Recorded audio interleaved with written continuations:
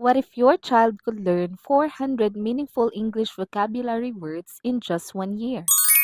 Ug mauni akong gibuhat sa akong grade 5 English class. Let's go! So every week, ka-introduce ko sa ila og 10 vocabulary words.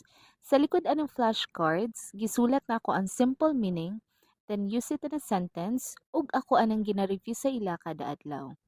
Every Friday, magpa-spelling quiz ko sa ilaha ug magsulat sila on their own sentences using the words they've learned.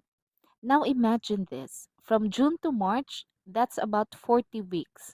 Meaning, makakaton sila 400 powerful vocabulary words in one school year. As a teacher mom, I believe small, consistent learning creates big results.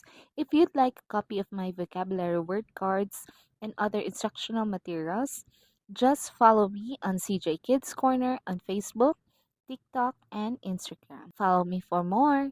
Bye!